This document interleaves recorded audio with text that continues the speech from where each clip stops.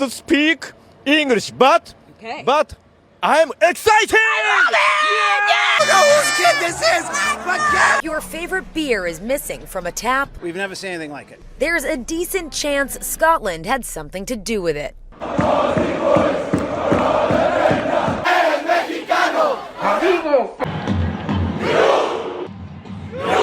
This World Cup is crazy, and that's an understatement.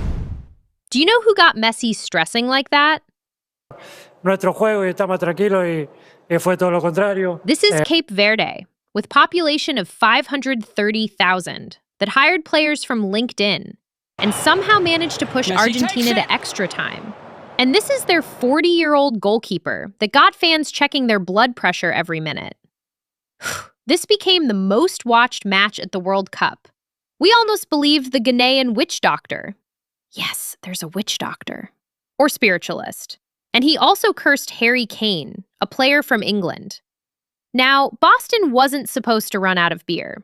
Not during the 4th of July. Not during a championship parade. Not because of a natural disaster. It ran out of beer because Scotland qualified for the World Cup. The amount we spend on drink, probably. I think we've drunk Boston dry, so on to Miami next. We are the best. We are the best. And we take all the beers. The hospitality. We're all 28 years. That's how long Scottish fans had waited to see their country back on football's biggest stage.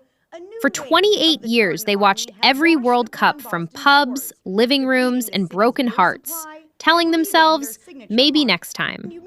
Then next time finally came.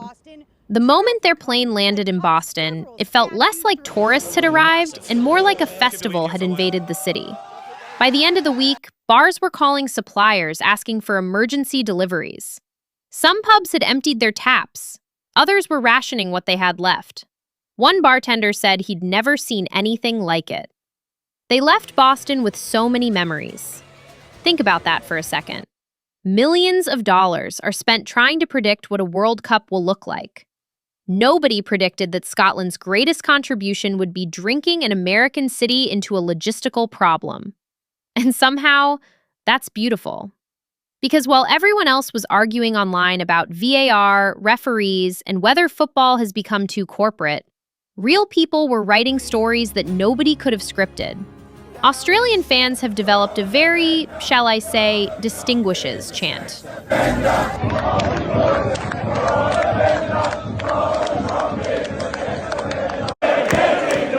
Wait till you hear England's chant.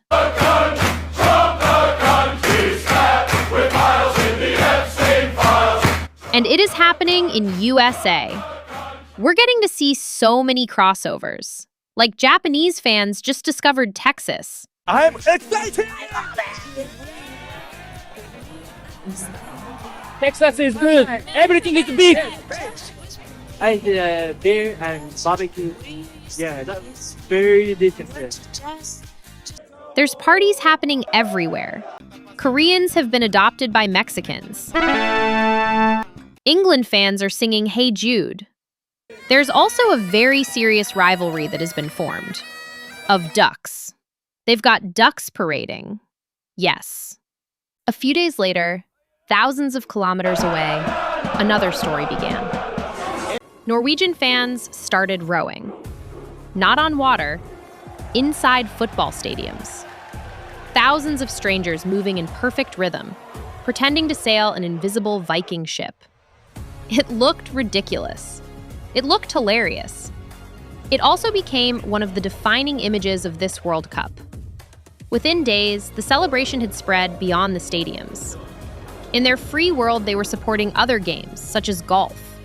Even people who had never watched 90 minutes of football suddenly found themselves shouting, "Row!" and pretending to be Vikings.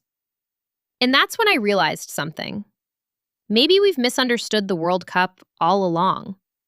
My England hat, I've got a Mexico hat, but I might just say, they are the most beautiful people, the best fans in the world. Bring it home, bro. The best fans in the world. I love them all. Thank you so much. People are already sad that the FIFA crowd leaving after the World Cup. What we gonna do when the whole world go back home? It's like being at your grandmama's house in the summer. Then everybody. There's post-FIFA depression being discussed. Every 4 years, we think we're showing up to watch football. But football is only the excuse.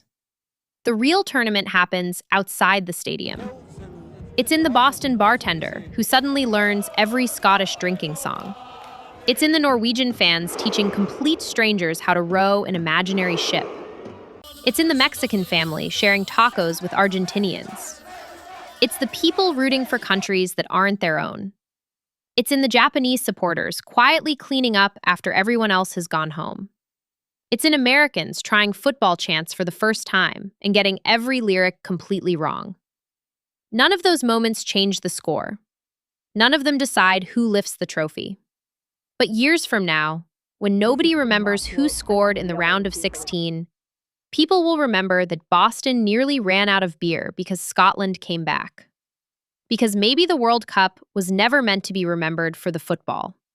Maybe it was always meant to be remembered for the people. What do you think? Be sure to tell me in comments. And subscribe if you wish. Buzzball! Okay, I'm gonna try it.